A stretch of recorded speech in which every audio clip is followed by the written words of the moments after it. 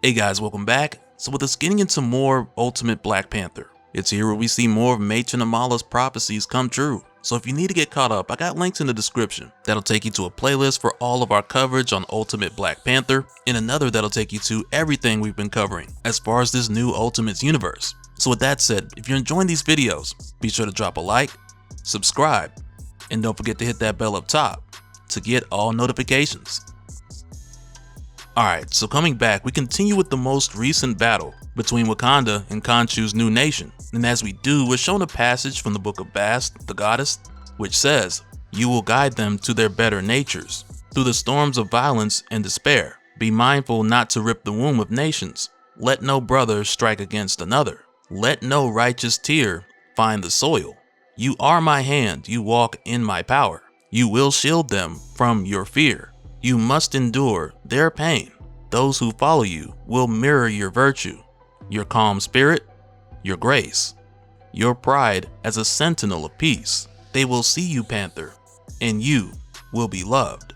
And alongside of this passage, we're shown a sequence of moments taking place in this battle that more or less visually describe the conflict that T'Challa's going through right now. Because with it saying things like, "Let no brother strike against the other. Let no righteous tear find the soil. You will shield them from your fear." And it's like, on one hand, the things he shouldn't allow, they're still happening because there's a war between these nations. So people are going to strike each other and tears are going to fall. And as far as T'Challa shielding the innocent and enduring their pain, he's going to continue to do this to the best of his ability. But at the same time, it's not, he can't let the way that he sees one obligation prevent him from taking care of another. Because freedom isn't free, and sometimes a dozen tears gotta fall to prevent hundreds or even thousands of others. So once again, in this moment, it's really just mirroring the conflict that we've seen T'Challa going through since the start of this series, to where now it's like he's having this moment where he's literally seeing examples of his conflict play out right in front of him on the battlefield. And it's almost like a teaching moment at the same time,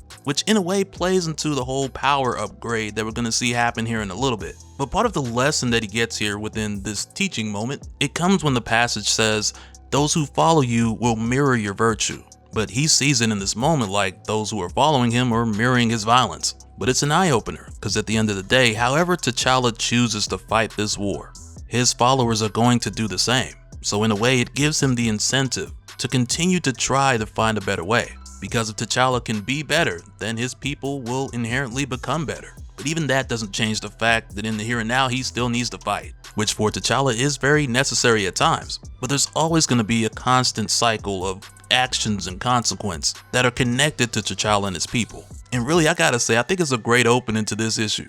But during this battle, there's this huge dude from Khonshu's army who comes forward with a blade containing the substance that is like your opposite to vibranium. And he ends up stabbing T'Challa in the leg while telling him, "Khonshu brings illumination.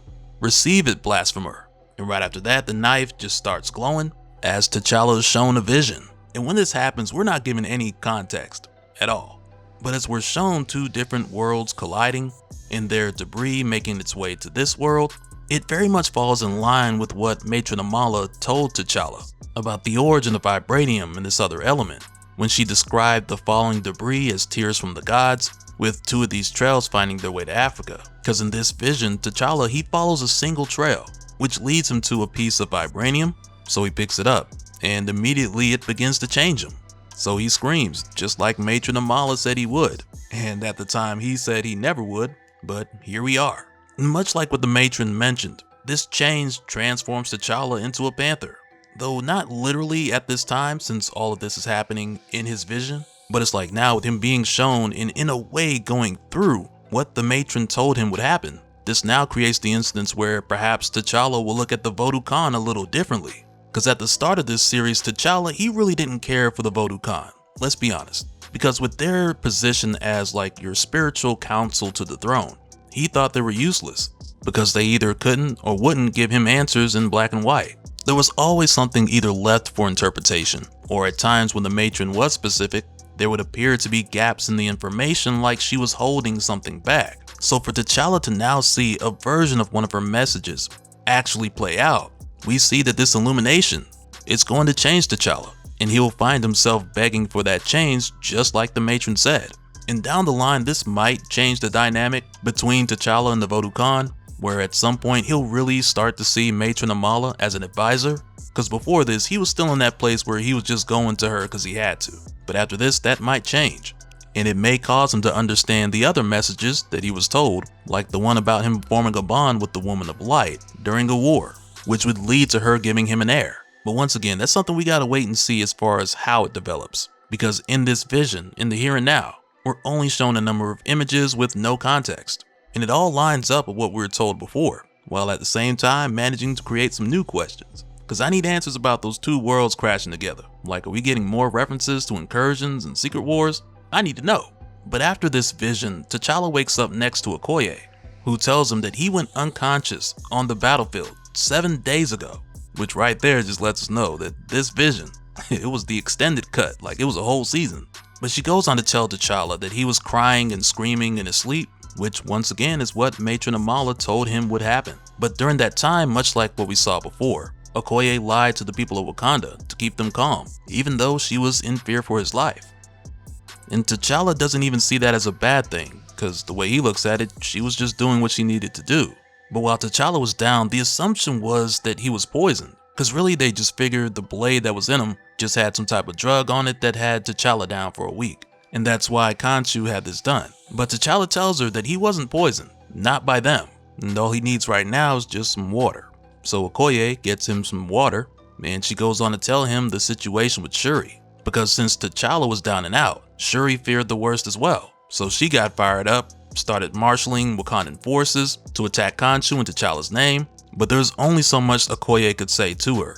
And to calm her down, Shuri needs to hear from T'Challa directly. So he tells Okoye that he will talk to her, though right now Shuri, she's not in the mood to listen, and T'Challa, he's not in the mood to argue. So that conversation's gonna have to wait. But it's right here where T'Challa tells Okoye that he can feel it. And at first this scares Okoye because she doesn't know what T'Challa's talking about right here.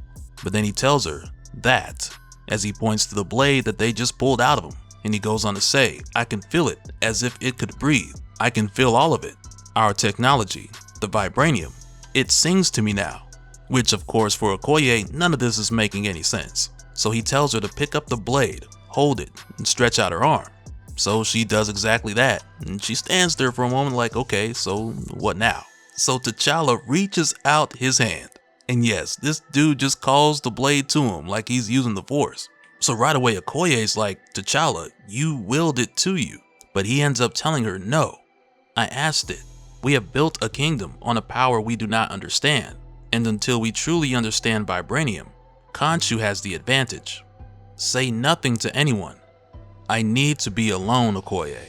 And just after this, the next thing we do is head over to Killmonger and Storm, where in their case, like we saw back in issue 7, the two of them were sent by T'Challa to find someone who is both mystic and a scientist. And that's where we pick up with them now, with the two of them being somewhere in Eastern Europe, because T'Challa, he didn't give them a specific area to search in. He just told them what he was looking for and to go out into the world and find it. But as we come back to Storm and Killmonger, we see them interrogating someone. And we're not told who exactly this person is. All we really know is that he is a magic user, but they need him to tell them where to find another person more skilled than him. So at first he's like, I can't tell you because that'll get me killed. And then he's struck by lightning. So they let him know like, hey, if you don't tell us, we're just gonna keep this going and you're gonna get hurt again and again. So finally this guy ends up telling them, for what you seek, you don't want a magician. Stop hurting me and I'll tell you where you can find the Sorcerer Supreme, but you're going to have to kill a lot of people to reach them, which right there, that's kind of crazy to hear. Because prior to this, I want to say we were told of the Sorcerer Supreme back in Ultimate's invasion when this all started, and it was mentioned that he was captured by the Maker and separated from the Eye of Agamotto in a similar way to what we saw with Thor, though in this case we didn't actually see it. But now it looks like we're about to get to it.